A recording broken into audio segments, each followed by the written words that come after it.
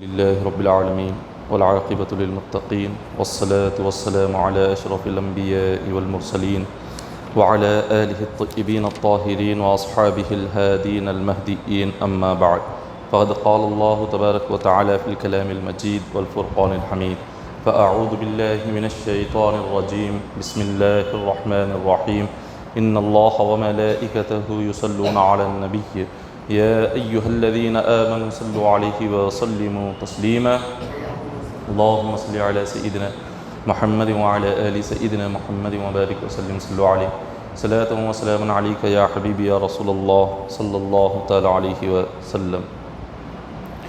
معزز سامعین اکرام، حضور علیہ السلام کے موئے مبارک کے متعلق آج کچھ اہم اور ضروری باتیں بیان کی جائیں گی کہ موئے مبارک یہ جس کو ہم ہر سال زیارت کرتے ہیں، یہ موئے مبارک کی زیارت کا مقصد کیا ہے؟ اب یہ کہاں سے یہ سلسلہ چلا آ رہا ہے؟ حضور علیہ السلام کے جو مبارک بال ہیں، وہ حدیث پاک میں آتا ہے کہ حضور علیہ السلام کے سر مبارک کے جو بال تھے وہ نہ بہت زیادہ سیدھے تھے نہ بہت زیادہ گھنگریالو بال تھے، بلکہ دونوں کے درمیان نہ ہی بہت سیدھے نہ ہی بہت گھنگریالو بال اس طرح حضور کے تھے۔ تو حضور علیہ السلام کہاں تک اپنے سر مبارک کے بال چھوڑتے تھے؟ تو حضور علیہ السلام جیسے ہی بال کٹواتے تو وہ آدھے کان کے برابر حضور کے بال ہوتے تھے۔ جب حضور علیہ السلام بال چھوڑتے تھے تو کبھی کان کی جو لو ہوتی، کان کی لو تک حضور کے بال رہتے، اور کبھی کاندھے تک حضور علیہ السلام کے مبارک بال آیا کرتے تھے۔ اور یہ صحابہ اکرام کے پاس کیسے پہنچے اور ہم تک کیسے پہنچے؟ حضرت محمد بن سیرین تابعی رضی اللہ تعالیٰ عنہ فرماتے ہیں کہ قلت لعبیدۃ عندنا من شعر النبی صلی اللہ علیہ وسلم۔ حضرت محمد بن سیرین رضی اللہ تعالیٰ عنہ یہ تابعی ہے، صحابی نہیں۔ صحابی انہیں کہتے ہیں جنہوں نے حضور علیہ السلام کی زیارت کی ہو۔ تابعی انہیں کہا جاتا ہے جنہوں نے حضور کو تو دیکھا نہیں مگر جنہوں نے صحابہ کو دیکھا۔ حضور کو جن لوگوں نے حضور کو دیکھا وہ صحابی، اور جن لوگوں نے حضور کو نہیں صحابی کو دیکھا وہ تابعی ہے۔ حضرت محمد بن سیرین انہوں نے آقا علیہ السلام کی زیارت تو نہیں کی مگر انہوں نے صحابہ اکرام کی زیارت کی۔ تو یہ ایک صحابی سے فرماتے ہیں جن کا نام عبیدہ ہے، تو انہیں جا کر کہا کہ حضور علیہ السلام کے کچھ موئے مبارک، موئے مبارک جو ہے یہ جو لفظ ہے یہ فارسی کا لفظ ہے، موئے مبارک۔ اب فارسی میں بالوں کو موئے کہتے ہیں اور اردو میں اسی کو بال کہتے ہیں۔ تو موئے مبارک کا مطلب حضور کے مبارک بال ہیں فارسی میں، اردو میں یہ عام طور پہ ہم مبارک بال کہتے ہیں۔ تو آقا علیہ السلام کے کچھ موئے مبارک جو تھے حضرت محمد بن سیرین کے پاس تھے، تو وہ ایک صحابی جن کا نام عبیدہ ہے، عبیدہ صحابی سے فرماتے ہیں کہ حضور علیہ السلام کے کچھ موئے مبارک حضرت انس بن مالک سے مجھے ملے ہیں۔ حضور کے خادم بھی ہیں حضرت انس، جنہوں نے 10 سال تک آقا علیہ السلام کی خدمت کی ہے۔ تو حضرت انس رضی اللہ تعالیٰ عنہ نے محمد بن سیرین کو چند مبارک بال حضور کے عطا فرمائے ہوئے تھے، اور انہوں نے حضرت محمد بن سیرین فرماتے ہیں آقا علیہ السلام کے وہ جو چند بال ہیں وہ مجھے ساری دنیا کی بادشاہت سے بھی زیادہ پسندیدہ ہے۔ اگر اللہ تبارک و تعالیٰ انہیں دنیا کی ساری بادشاہت بھی عطا فرما دے تو حضرت محمد بن سیرین فرماتے ہیں مجھے اتنی خوشی نہیں ہوگی جتنا حضور کے کچھ موئے مبارک اپنے پاس رکھنے سے خوشی ہوتی ہے۔ اتنا محبت کرتے تھے صحابہ کرام ہو، تابعین ہو، حضور کے مبارک بالوں سے۔ حضرت انس بن مالک رضی اللہ تعالیٰ عنہ فرماتے ہیں رأیت الحلاق، حضور علیہ السلام جب کبھی بھی آپ اپنے بال کٹوانا چاہتے تو صحابہ کرام حضور کے اطراف میں ہاتھ پھیلا کر بیٹھ جاتے تھے، اپنے ہاتھ صحابہ کرام پھیلا دیتے۔ تو جب وہ بال کٹوانے والا شخص آ کر حضور علیہ السلام کے مبارک بالوں کو جب وہ کاٹتا تو صحابہ کرام ایک حضور کے مبارک بال کو بھی زمین پر گرنے نہیں دیتے تھے، اپنے ہاتھوں میں لے کر اپنے گھروں میں برکت کے لیے اٹھا کر رکھتے تھے۔ جس طرح سے ہم آب زمزم گھر میں برکت کے لیے رکھتے ہیں، جس طرح سے ہم مکہ اور مدینہ سے چند چیزیں لا کر برکت کے لیے رکھتے ہیں، صحابہ کرام حضور کے موئے مبارک کو اپنے گھروں میں برکت کے لیے لا کر رکھا کرتے تھے۔ یہ اس زمانے سے یہ سلسلہ چلا آ رہا ہے۔ اکثر یہ کہتے ہیں کہ یہ تو صحابہ کرام کے زمانے میں نہیں تھا، یہ شروع ہی ہوا صحابہ کے زمانے میں۔ صحابہ کرام نے ہی حضور کے موئے مبارکوں کو اپنے گھروں میں رکھا، اور اس کے بعد انہوں نے اپنے اولادوں کو دیا، اور ان کے اولادوں نے پھر اپنے اولادوں کو دیا۔ اس طرح سے ہوتے ہوتے ہم تک یہ حضور کے موئے مبارک پہنچے۔ اس طرح سے ایک کے بعد ایک صحابہ کرام، ان کی اولادیں، پھر ان کی اولادیں، وہ جہاں جہاں زمین میں جاتی رہی، وہ جہاں جہاں وہ لوگ پھیلتے رہے، حضور کے موئے مبارک کو اپنے ساتھ لے کر وہ جاتے رہے۔ وہ جس بستی میں، جس شہر میں، جس ملک میں، جس وطن میں، جس قریے میں، جس دیہات میں جاتے، حضور کے موئے مبارک کو اپنے ساتھ لیتے اور وہاں پر اس کو رکھتے، اور وہ سلسلہ ان کے بعد اسی طرح سے آگے بڑھتا چلا گیا، اور آج تک وہی سلسلہ جاری ہے۔ حضور علیہ السلام نے اپنی مبارک زندگی میں ایک ہی حج فرمایا، اس حج کو حجۃ الوداع کہتے ہیں۔ آقا علیہ السلام مزدلفہ سے مینا تشریف لائے۔ مینا تشریف لانے کے بعد حضور نے شیطان کو کنکریاں ماری، اور پھر قربانی کر کے اب آقا علیہ السلام کو حلق کروانا تھا، اپنے مبارک بال نکالنا تھا۔ تو حضور علیہ السلام نے شخص کو بلایا اور بلا کر کہا کہ میرے یہ سر کے بال نکالو، اس لیے کہ حج تو ہو گیا تھا۔ حضور علیہ السلام نے حج کے ارکان ادا کر دیے، شیطان کو کنکریاں مار دی، حضور نے قربانی کر دی، اب بال نکالنا تھا حج کے ارکان میں۔ تو حضور علیہ السلام نے کہا سیدھی جانب کے بال نکالو۔ تو اس نکالنے والے شخص نے آقا کی سیدھی جانب کے بال نکالے، تو حضور نے اپنے ایک صحابی کو بلایا جن کا نام ابو طلحہ ہے۔ حضور نے ان کو بلا کر فرمایا یہ میرے سیدھی جانب کے موئے مبارک ہے، اس کو اپنے پاس رکھو۔ آقا علیہ السلام خود صحابہ کرام کو بلا کر اپنے موئے مبارک انہیں عطا فرماتے تھے۔ پھر حضور نے اپنی بائیں جانب کے بال نکلوائے۔ حدیث پاک میں آتا ہے وَنَاوَلَ الْحَالِقُ شِقَّةُ الْأَيْمَنِ فَحَلَقَهُ ثُمَّ دَعَا أَبَا طَلْحَةَ الْأَنصَارِيَّ فَأَعْطَاهُ ثُمَّ نَاوَلَ الشِّقَّ الْأَيْسَرَ فَقَالَ أَحْلِقْ فَحَلَقَهُ فَأَعْطَاهُ أَبَا طَلْحَةَ فَقَالَ أَقْسِمْهُ بَيْنَ النَّاسِ۔ پھر حضور نے بائیں جانب کے اپنے موئے مبارک نکالے اور وہ بھی حضرت ابو طلحہ کو دے دیے، اور ابو طلحہ سے فرمایا یا ابا طلحہ اقسمہ بین الناس، میرے موئے مبارک کو دوسرے صحابہ میں تقسیم کر دو۔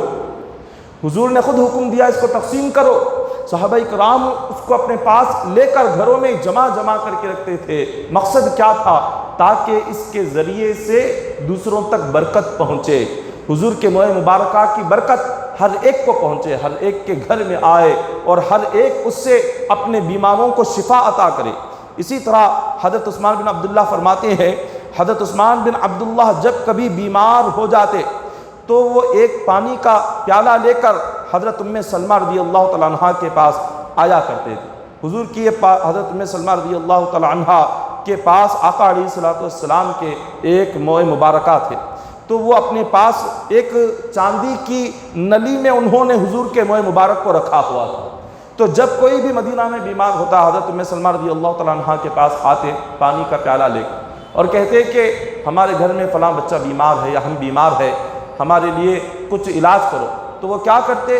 حضور کے موئے مبارک کو پانی کے پیالے میں ہلاتے اور فرماتے کہ اس کو لے جاؤ اور جو بیمار ہے اس بیمار کو پلاؤ۔ تو مدینہ میں جتنا بھی جو شخص جتنی بری حالت میں کیوں نہ ہو، جتنی بڑی بیماری کیوں نہ ہو، جتنا کمزور کیوں نہ ہو، حضور کے موئے مبارک ڈالے ہوئے پانی کو جب وہ بیمار شخص پی لیتا، اللہ اس کو ہر بیماری سے شفا عطا فرما دیتا، اس کی ساری بیماری ختم ہو جاتی، اس کو شفا مل جاتی۔ یہ حضرت ام سلمہ رضی اللہ تعالیٰ عنہ اسی طرح سے وہ بیماروں کا علاج کیا کرتی تھی۔ حضرت خالد بن ولید رضی اللہ تعالیٰ عنہ کو کون نہیں جانتا؟ یہ حضور کے صحابی ہیں خالد بن ولید۔ جنگ یرموک میں حضرت خالد بن ولید رضی اللہ تعالیٰ عنہ آپ لڑ رہے تھے کفار و مشرکین سے۔ کافروں کی طرف سے ایک پہلوان آیا جس کا نام نستور ہے۔ حضرت خالد بن ولید اس نستور نامی پہلوان کے ساتھ کافی دیر تک آپ مقابلہ کرتے رہے، اور اچانک آپ کا گھوڑا آپ کے گھوڑے کو ٹھوکر لگی، حضرت خالد بن ولید نیچے گر گئے۔ جیسے ہی آپ نیچے گرے، حضرت خالد بن ولید رضی اللہ تعالیٰ عنہ نے جس ٹوپی کو پہنا تھا وہ ٹوپی بھی نیچے گر گئی۔ اور آپ اپنی ٹوپی کو اٹھانے کی فکر میں تھے کہ اتنے میں نستور نامی یہ کافر پہلوان آپ کی پیٹھ پر چڑھ گیا اور آپ کے سر کو کٹانے کے لیے اس نے خنجر تک نکال دیا۔ لیکن اتنے میں حضرت خالد بن ولید اپنے ساتھیوں کو پکارتے ہیں اور کہتے ہیں کہ میرے ساتھیوں میری ٹوپی مجھے لوٹا دو۔ آپ کے ساتھیوں نے جب یہ منظر دیکھا تو انہوں نے تعجب کرتے ہوئے یہ کہا کہ یہ کیا کر رہے ہیں، یہ ٹوپی آپ مانگ رہے ہیں؟ انہوں نے بار بار کہا کہ فوراً میری ٹوپی مجھے لوٹا دو، فوراً میری ٹوپی مجھے لوٹا دو۔ آپ کے ساتھیوں نے ٹوپی اٹھائی، خالد بن ولید کو وہ ٹوپی لے جا کر دے دی۔ انہوں نے جیسی وہ ٹوپی پہنا فوراً اس پہلوان کو اپنی پیٹھ سے نیچے گرایا اور آپ نے تلوار نکالی، اس کو قتل کر دیا۔ آپ کے ساتھیوں نے کہا کہ یہ ٹوپی کتنے کی ہوگی؟ 2 آنے کی ہوگی زیادہ سے زیادہ۔ اس ٹوپی کے لیے آپ نے اپنی جان کی بازی لگا دی۔ وہ کافر آپ کے پیٹھ پر بیٹھ کر آپ کا گلا کاٹنے کے لیے وہ تیاری کر رہا تھا اور آپ خود کو بچانے کی بجائے اور اس کو مارنے کی بجائے آپ ٹوپی کے پیچھے پڑے ہیں، یہ کیا وجہ ہے؟ تو انہوں نے فرمایا دراصل بات یہ ہے کہ تمہیں صرف ٹوپی نظر آ رہی ہے، یہ کوئی عام ٹوپی نہیں ہے، بلکہ اس ٹوپی میں حضور کے چند پیشانی کے مبارک بال میں نے سی کر رکھے ہوئے ہیں۔ حضرت خالد بن ولید حضور علیہ السلام کے پیشانی مبارک کے چند بالوں کو اپنی ٹوپی میں سی کر آپ نے رکھ لیا تھا۔ اس ٹوپی کو پہن کر جس جنگ میں جاتے اللہ موئے مبارک کی برکت سے انہیں کامیابی عطا فرما دیتا۔ تو وہ فرماتے کہ تو لوگوں تمہیں کیا خبر، تم صرف ٹوپی دیکھ رہے تھے مگر میں اس موئے مبارکہ کی برکت کو اپنے سے دور نہیں کرنا چاہتا تھا۔ وہ موئے مبارک جب میرے سر سے جدا ہوئے تو میں نے سوچا کوئی کافر اس کی بے ادبی نہ کر دے، اسی لیے میں چیخ کر چلا کر کہہ رہا تھا کہ میری ٹوپی مجھے واپس کر دو۔ تو یہ صحابہ کرام اتنا دل و جان سے حضور کے موئے مبارک کو اپنے پاس رکھتے تھے، اپنی جان سے بڑھ کر موئے مبارکہ کی حفاظت کرتے تھے۔ ایک مرتبہ حضرت خالد بن ولید رضی اللہ تعالیٰ عنہ تھوڑی سی فوج لے کر ملک شام پر حملہ کرنے کے لیے نکل گئے۔ ملک شام میں جو رومیوں کا بہت بڑا افسر تھا، اس افسر کو مار دیا گیا۔ تو جیسے ہی ملک روم کے فوج کا بہت بڑا جو سپاہی تھا اس کو مار دیا گیا، تو وہاں کا بادشاہ جس کا نام جبلہ بن ایہم ہے، اس نے حکم دیا کہ تم 1.5 لاکھ کی فوج لے کر چلے جاؤ۔ اس نے 1.5 لاکھ کی فوج بھیجی اور ایک ہی ساتھ اس نے کہا کہ خالد بن ولید کی فوج پر حملہ کرو۔ خالد بن ولید کے پاس بس چند ہزار لوگ ہیں اور یہاں لاکھوں کی تعداد میں فوج آ گئی۔ جب یہ منظر حضرت رافع بن عمرو جو خالد بن ولید کے ساتھ تھے انہوں نے دیکھا تو کہا اب ہمیں یقین ہو رہا ہے کہ یہاں سے ہم زندہ واپس نہیں جائیں گے، اس لیے کہ ہم چند ہزار ہیں، سامنے آنے والی فوج لاکھوں میں ہے اور ان کے ہتھیار، ان کی تیاری اور ان کی تلوار ہم سے کئی گنا بڑھ کر ہے، اسی لیے مجھے یقین ہو گیا ہے کہ اب ہم یہاں سے زندہ نہیں جا سکتے۔ خالد بن ولید نے فرمایا کہ مجھے بھی ایسے ہی لگ رہا ہے۔ پوچھا کیوں؟ تو فرماتے ہیں کہ ہر جنگ میں جس ٹوپی کو پہن کر میں جاتا تھا آج اس ٹوپی کو گھر پر بھول کر آ گیا ہوں، اب اسی لیے مجھے یقین نہیں ہے کہ اس جنگ میں مجھے کامیابی ملے گی یا میں زندہ لوٹوں گا۔ اگر وہ ٹوپی ہوتی تو یقین رہتا کہ میں زندہ لوٹتا، وہ ٹوپی ہوتی تو یقین ہوتا کہ میں کامیاب ہو جاتا، لیکن اس ٹوپی کو جس میں حضور کے موئے مبارک ہے گھر میں چھوڑ کر آیا ہوں، اسی لیے اب مجھے یقین نہیں ہے، مجھے لگتا ہے کہ اب مجھے یہاں پر قتل کر دیا جائے گا، اب ہم لوگ ناکام ہو جائیں گے۔ جیسے ہی آپ یہ باتیں یہاں پر کر رہے تھے اور یہاں جنگ کا یہ ماحول تھا کہ تمام روم کی فوج نے، یہود اور نصارہ نے یہاں انہیں گھرا ہوا تھا حضرت خالد بن ولید کو۔ اس وقت میں حضرت ابو عبیدہ رضی اللہ تعالیٰ عنہ اسلامی فوج کے یہ سپہ سالار تھے، اسلامی فوج کے یہ بادشاہ تھے، تو انہیں خواب میں حضور علیہ السلام کی زیارت ہوئی۔ آقا علیہ السلام نے فرمایا تم یہاں آرام کر رہے ہو، وہاں خالد بن ولید کو روم کی فوجوں نے گھیر لیا ہے، فوراً لشکر اسلام کو لو، اسلامی فوج کو جمع کرو اور خالد بن ولید کی مدد کے لیے یہاں سے نکل جاؤ۔ حضرت ابو عبیدہ رضی اللہ تعالیٰ عنہ جیسے نیند سے بیدار ہوتے ہیں، آپ سارے مدینہ منورہ میں اعلان کرتے ہیں کہ خالد بن ولید کو روم کی فوجوں نے گھیر لیا ہے، اب ہمیں ان کی جان بچانی ہے، لہٰذا تم سب تیار ہو جاؤ، ہمیں ملک روم جانا ہوگا اور وہاں کے یہودیوں اور نصرانیوں کے ساتھ ہمیں جنگ کرنی ہوگی۔ جیسے آپ نے اعلان کیا سارے لوگ جمع ہو گئے اور اسلامی فوج حضرت خالد بن ولید رضی اللہ تعالیٰ عنہ کی مدد کے لیے نکلتی ہے۔ جب یہ سارے لوگ اپنی اپنی سواریوں پر سوار ہو کر جب حضرت خالد بن ولید رضی اللہ تعالیٰ عنہ کی مدد کے لیے یہ جا رہے تھے، راستے میں دیکھا کہ ایک شخص جو اپنے چہرے ایک نقاب سے ڈھانپا ہوا ہے اور اپنے چہرے کو چھپا کر تیزی کے ساتھ ایک شخص دوڑتا ہوا جا رہا ہے۔ جب حضرت ابو عبیدہ نے دیکھا کہ یہ کون شخص ہے جو ہم سے تیز دوڑ رہا ہے اور یہ کہاں جانا چاہتا ہے، تو آپ نے چند سواروں کو کہا کہ جاؤ، جا کر اس شخص کو پیچھا کرو، اس کو کہو کہ وہ روکے، ہم اس سے بات کرنا چاہتے ہیں۔ چند گھوڑ سوار دوڑتے ہوئے وہ اس نوجوان کے پیچھے پیچھے گئے اور کہا کہ اے نوجوان تھوڑی دیر کے لیے رک جا کہ اسلامی فوج کے جو سردار ہیں حضرت ابو عبیدہ وہ تجھ سے بات کرنا چاہتے ہیں۔ تو اس نے اپنا گھوڑا روک لیا۔ جب حضرت ابو عبیدہ رضی اللہ تعالیٰ عنہ قریب گئے تو آپ کیا دیکھتے ہیں، وہ کوئی نوجوان نہیں، جب اس نے اپنے چہرے سے دوپٹہ ہٹایا تو وہ ایک عورت تھی۔ تو یہ دیکھ کر حضرت ابو عبیدہ نے فرمایا کہ تم کون ہو؟ وہ کہتی ہے میں خالد بن ولید کی بیوی ہوں۔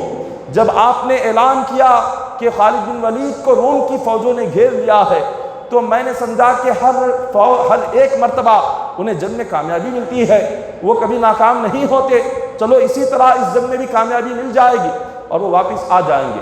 میں یہ سوچ رہی تھی، اچانک میری نظر اس ٹوپی پر پڑی کہ جس میں حضور کے منہ مبارکہ تھے، تو مجھے یقین ہو گیا کہ آج یہ ٹوپی چھوڑ کر گئے ہوئے ہیں، آج انہیں کامیابی نہیں مل سکتی۔ تو مجھے جیسے یہ بات یقین ہو گئی، میں وہ ٹوپی اپنے ساتھ لے کر خالد بن ولید کو لوٹانے کے لیے میں تیزی کے ساتھ اپنا گھوڑا دوڑا رہی ہوں۔ حضرت ابو عبیدہ نے جیسے ہی سنا تو فرمایا اگر یہ بات ہے تو چلو ہم بھی تمہارے ساتھ تیزی کے ساتھ خالد بن ولید کی مدد کو پہنچتے ہیں۔ اب یہاں تمام کے تمام صحابہ کرام اپنے گھوڑوں کو رفتار تیز کر کر خالد بن ولید رضی اللہ تعالیٰ عنہ کی مدد کے لیے جیسے ہی پہنچے، حضرت خالد بن ولید مایوس ہو چکے تھے، حضرت رافع بن عمرو الطائی مایوس ہو چکے تھے، سارے لوگ مایوس ہو کر نا امید ہو کر بیٹھے ہوئے تھے کہ پتہ نہیں اس جنگ میں کیا ہوگا۔ تو اچانک سے دیکھا روم کی فوجیں بھاگ رہی ہے اور روم کی فوجیں جہاں کھڑی تھی پیچھے سے حملہ کر دیا۔ اس لشکر نے ابو عبیدہ نے جتنے لوگوں کو لے کر گئے تھے انہوں نے ملک روم کی فوج کو پیچھے سے حملہ کیا، وہ لوگ دوڑنے لگے، وہ لوگ میدان جنگ چھوڑ کر جان بچاتے ہوئے بھاگنے لگے۔ تو حضرت خالد بن ولید نے دیکھا کہ یہ کون لوگ ہیں جو پیچھے سے حملہ کر رہے ہیں اور یہ گھوڑا چھوڑ کر یہ لوگ میدان جنگ چھوڑ کر روم کی فوج کیوں بھاگ رہی ہے۔ تو دیکھا کہ اچانک ایک چہرے کو ڈھانپا ہوا ایک نوجوان آ رہا تھا۔ حضرت خالد بن ولید نے پوچھا کہ تم کون ہو نوجوان اور اتنی تیزی کے ساتھ یہاں آ رہے ہو، بتاؤ کیا بات ہے۔ تو اس نے جب اپنے چہرے سے نقاب ہٹایا تو آپ کیا دیکھتے ہیں، کوئی نوجوان نہیں، یہ خود خالد بن ولید کی بیوی ہے۔ خالد بن ولید نے پوچھا کہ تم میدان جنگ میں آ گئی ہو، کیا بات ہے؟ تو فرمایا یہ ٹوپی ہے جس میں حضور کے منہ مبارک آپ نے چھوڑ آئے تھے، اس کو لوٹانے کے لیے میں آئی ہوئی ہوں۔ خالد بن ولید نے اس ٹوپی کو لے لیا اور ٹوپی کو پہنا۔ تو تاریخ میں یہ بیان کیا گیا، آپ کے ساتھی فرماتے ہیں خالد بن ولید نے جیسے ہی ٹوپی پہنی، ٹوپی پہن کر جب روم کی لاکھوں کی فوج پر آپ نے حملہ کیا تو کچھ دیر میں ہی اللہ تبارک و تعالیٰ نے آپ کو کامیابی عطا فرما دی۔ تھوڑی سی دیر گزری، وہ لاکھوں کے لاکھوں جو لوگ ملک روم کی فوج آئی ہوئی تھی، کفار و مشرکین آئے تھے، ان سب نے میدان جنگ چھوڑا اور سارے کے سارے میدان جنگ چھوڑ کر بھاگ گئے اور اللہ نے اس جنگ میں کامیابی عطا فرمائی۔ حضرت خالد بن ولید کو، صحابہ کرام کو کامیابی ملی تو کس طرح سے؟ تو روایت میں آتا ہے کامیابی ملی تو صرف اور صرف حضور علیہ السلام کے موئے مبارک کی برکت سے ملی ہے۔ اللہ تبارک و تعالیٰ نے اسی موئے مبارک کے صدقے میں کئی ساروں کو خدا نے وہ نعمتیں عطا فرمائی کہ دین اور دنیا ساری نعمتیں اسی میں نصیب ہو گئی۔ حضرت ثابت بنانی فرماتے ہیں حضور علیہ السلام کے خادم حضرت انس بن مالک رضی اللہ تعالیٰ عنہ کے پاس کچھ موئے مبارک تھے، تو حضرت انس بن مالک فرماتے ہیں جب میرا انتقال ہو جائے تو میری زبان کے نیچے حضور کے موئے مبارک رکھ دینا، میری زبان کے نیچے حضور کے موئے مبارک رکھ کر مجھے دفن کرنا۔ یہ نصیحت ہے حضور کے صحابی انس بن مالک کا مقام کیا ہے۔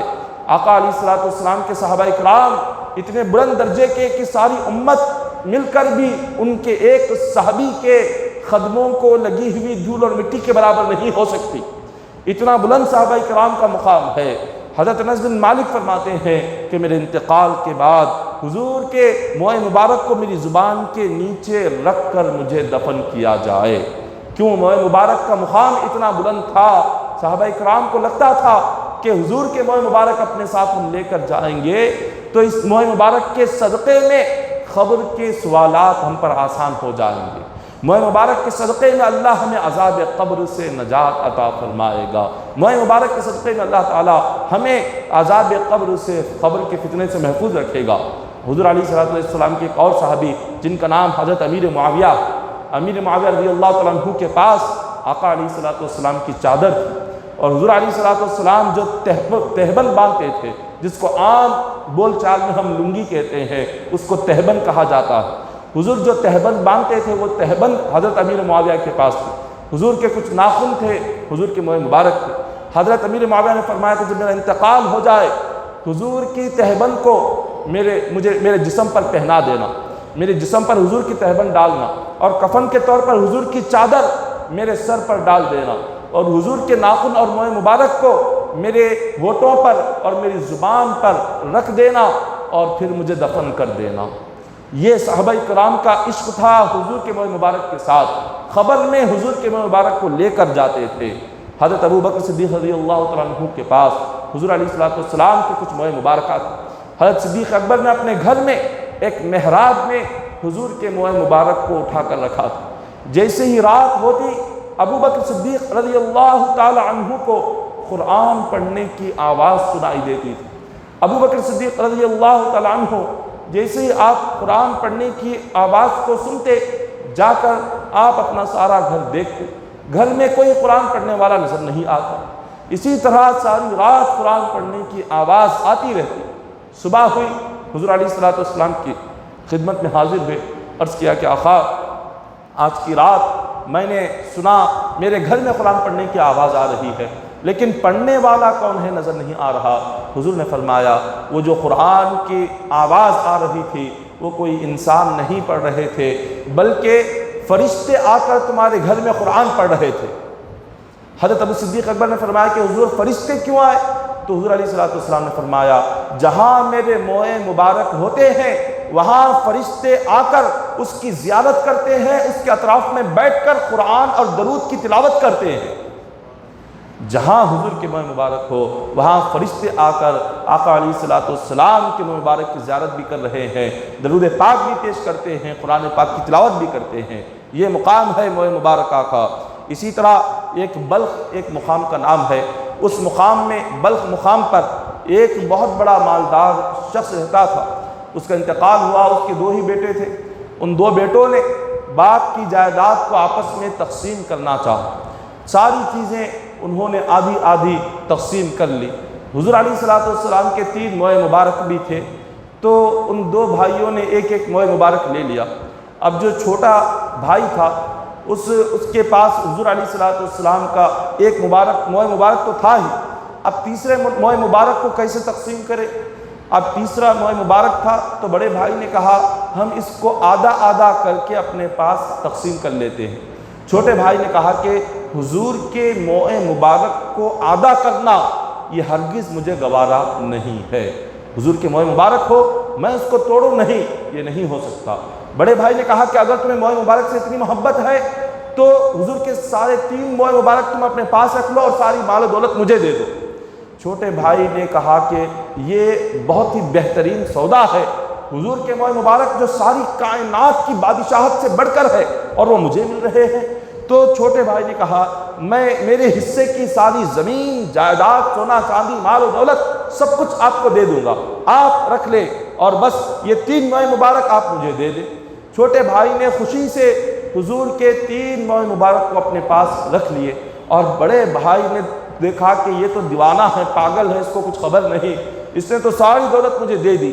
اس نے بڑے بھائی نے ساری مال و دولت لے کر وہ بڑا خوش ہوا، لیکن اس کو کیا پتا تھا اس نے حضور کے موئے مبارک کو دے کر وہ دولت لے رہا ہے۔ حضور کے محبت کے بغیر، حضور کی چاہت کے بغیر، حضور کے عشق کے بغیر نہ دنیا بندے کے پاس رہ سکتی ہے، نہ دین بندے کے پاس رہ سکتا ہے۔ تو اس نے جب اپنا کاروبار شروع کیا بڑے بھائی نے، تو اس کے کاروبار میں نقصان ہونے لگا، دن بدن نقصان بڑھتا گیا، نقصان اتنا بڑھا کہ چند دنوں میں وہ بالکل فقیر ہو گیا۔ ساری چیزیں اس کے پاس جو تھی، جتنا کاروبار تھا، جتنی تجارت تھی، جتنی مال و دولت تھی، زمین جائیداد، مکانات، زیورات، ساری چیزیں ختم ہو گئی۔ کچھ